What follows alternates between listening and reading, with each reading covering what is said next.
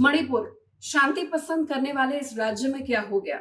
28 लाख की आबादी, 16 जिले, 60 विधानसभा सीटें और बहुत ही शांति, अच्छे लोग, अच्छी से लॉ एंड ऑर्डर। लेकिन मणिपुर में कुछ रोज ऐसा कुछ हो गया कि हमें मणिपुर वायलेंस की इनसाइड स्टोरी आपको बतानी पड़ी। मणिपुर में इस वक्त क्या हो रहा है? दुकानें बंद हैं, हर तरफ आग ही आग है, त्राहिमाम है, पुलिस है। कोर्ट के इंटरवेंशन के बाद जो पूरी हिंसा थी थम गई है।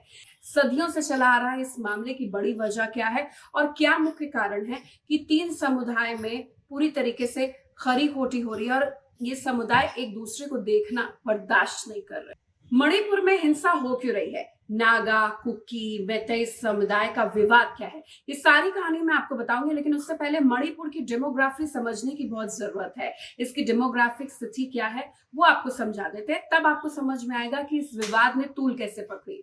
मणिपुर का इलाका करीब 90% पहाड़ी, 10% घाटी है। प्रमुख यहाँ 3 समुदाय हैं, मैतेई, नागा, कुकी।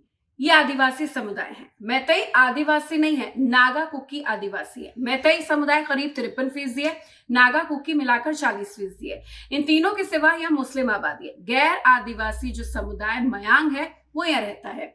देश के अलग अलग कोने से मणिपुर में आकर लोग बसे हैं। अब हिंसा किस बात पर हुई? अब समझते हैं कि हिंसा का कारण क्या है। क्या ऐसी वजह है कि अब कोई भी हिंसा में लिप्त हुआ या किसी ने प्रोटेस्ट किया तो शूट एट साइट के ऑर्डर जारी कर दिए गए हैं? वो समझिए। मणिपुर हिंसा के पीछे के कारण है जमीन पर कब्जे की जंग।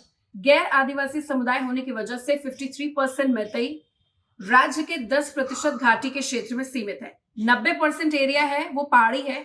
इसमें राज्य का 40% यानी कि नागा और कुकी समुदाय है।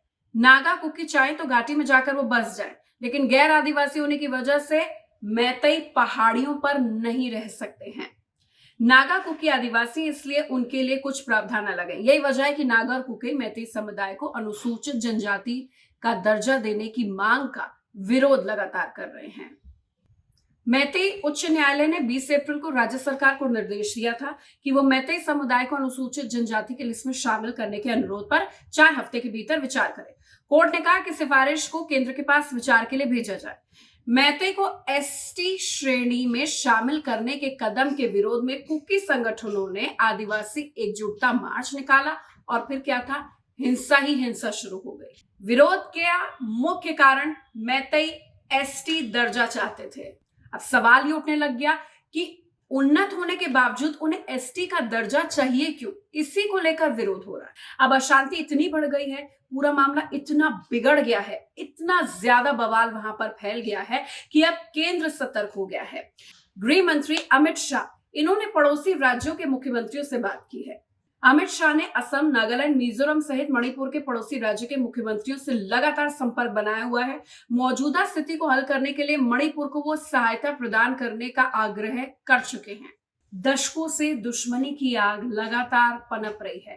कोई दुकान जला रहा है, कोई दंगा कर रहा है, कोई फसाद कर रहा है, कोई बहन बेटियों को टारगेट कर रहा है, लेकिन ये हिंसा अभी तक थमी नहीं है। मणिपुर हाईकोर्ट ने कह दिया कि मैतेई समुदाय को अनुसूचित जनजाति में शामिल करने की मांग पर राज्य सरकार को विचार करना चाहिए। समुदाय का मानना है कि सिर्फ और सिर्फ शिक्षा या नौकरी में आरक्षण का मुद्दा नहीं है, ये पहचान और संस्कृति का खेल है।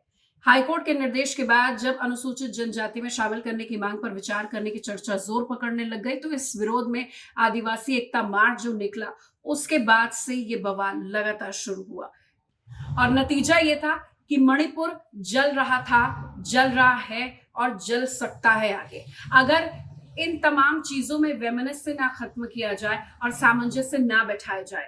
2 जातियों के बीच की जो लड़ाई है, जमीन और अस्तित्व की जंग बनकर रह गई है।